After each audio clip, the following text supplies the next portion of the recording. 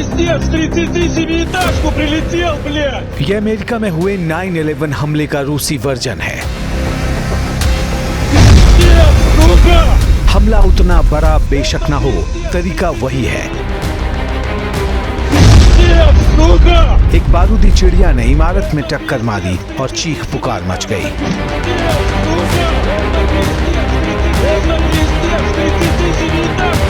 तस्वीरें रूस के सारातोव शहर की हैं, जहां यूक्रेन ने 38 मंजिला इमारत पर ड्रोन से हमला बोल दिया। यह हमला एकदम वर्ल्ड ट्रेड सेंटर पर हुए 9/11 अटैक जैसा था। इमारत तो नहीं गिरी, लेकिन रूस का पारा चढ़ा और अब यूक्रेन के कई शहर पुतिन की आर्मी के टारगेट पर हैं।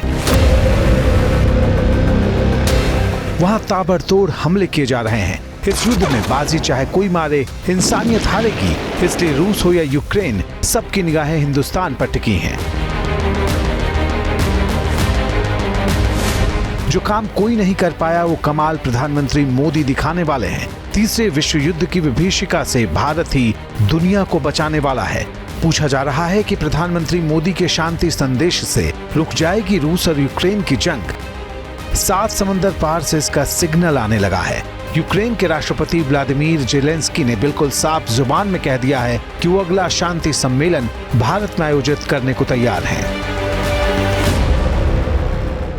I perfectly support, and I told this to Prime Minister Modi, and we could have the Global Peace Summit in India. It's a big country, it's a great democracy, the largest.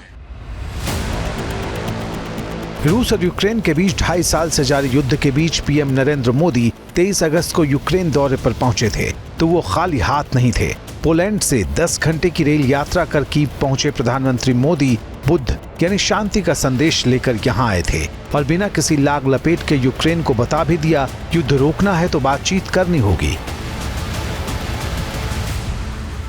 पहले समरकंद में जब राष्ट्रपति Putin से मिला, तब media के सामने आंख से आंख मिला करके मैंने उनको कहा था कि ये युद्ध का समय नहीं है।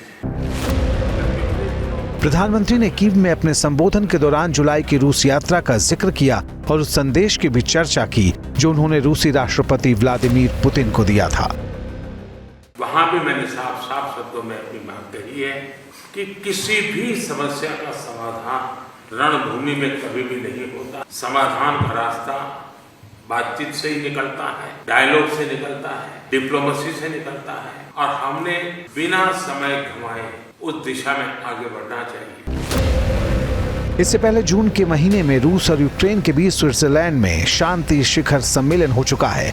90 से अधिक देशों की भागीदारी वाला ये सम्मेलन पूरी तरह से विफल रहा था, लेकिन इस बार बात दूसरी है। रूस भारत का पुराना और भरोसेमंद साथी है और यूक्रेन शांति की पहल के लिए हिंदुस्तान पर भरोसा जता रहा है।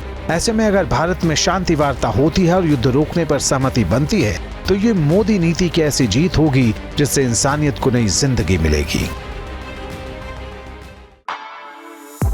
For exclusive and insightful videos, subscribe to our new channel ABP Live Premium.